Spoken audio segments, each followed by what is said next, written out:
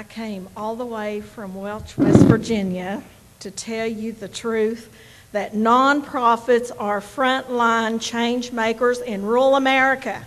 And we want federal decision makers to work with us to make things happen. And I know there are a lot of nonprofits out there, and you better clap your hands together and agree with that, because we want the resources. I just want to say, what happens in southern West Virginia when one of the richest counties becomes one of the poorest? What happens when you lose 75% of your population, 50% of your housing is substandard, 75% is over 50 years old, and they're actually the old coal company houses that weren't built right anyway? We have health issues. And this is fresh off the internet, we are ranked third in the nation for the shortest life expectancy for women. That's scary to me. We lead in cancer, obesity, and diabetes. And then we have the lack of infrastructure.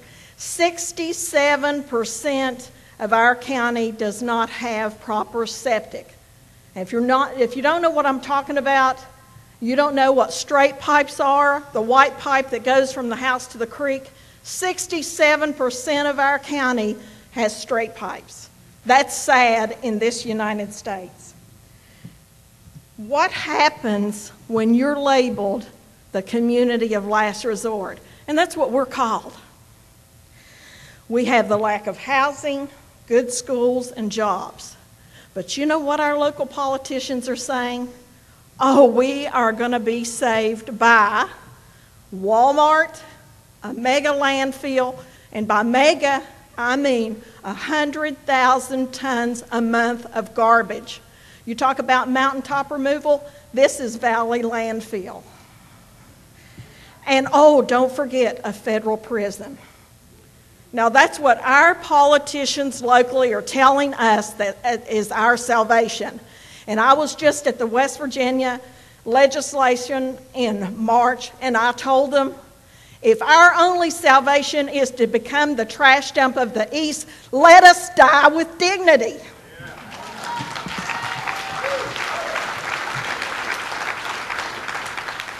And we had 2 major 500-year floods in a 10-month period.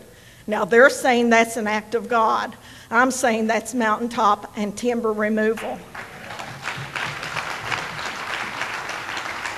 The big companies are gone, and we're left. We're left to deal with homelessness, health, housing, and economic developments. And who are we? Just to tell you a few minutes what my nonprofit has done in one of the 5 poorest counties. We were the first transitional housing in the state of West Virginia. We do loans to first-time low-income home buyers. We've done 36. We put a 72-year-old man in his first house. He was living in a 10-by-10 camper, no running water, no indoor bathroom, and he paid the neighbor $1 to bathe. No for-profit is going to touch that, but we took it. We have a major home repair, and we have 86 rentals of rental housing, the best rental housing in the county. Tell you how good it is. We had a doctor who wanted to come and live in our low-income housing. Our manager said, showed him the apartment. He said, I've got to have it. She said, what's your income? He said, $160,000. She said, sir, this is low-income housing. He said, it's the best in the county. What does that say for nonprofits? We opened a business incubator. Remember I said we're a coal camp? So we opened a business incubator in a former coal company store. You know the song, 16 tons I owe my soul to the company store? We now run one. It's a business incubator. We have 40 local vendors, 40 West Virginia vendors, and we're at the trailhead of the Hatfield-McCoy ATV Trail, and we have visitors from 44 states and some foreign countries. Nobody else would do it, but a nonprofit did. And I want to tell you that what would have happened in McDowell County if it wouldn't have been for nonprofits. I have 4 profits in the local radio station, so I just have one question for you. How did the domestic violence program become the leading housing developer and is working with economic development?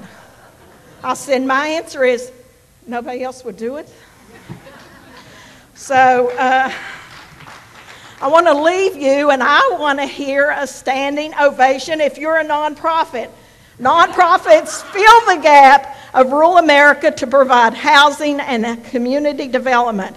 We want you to route those federal resources to us so we can do more.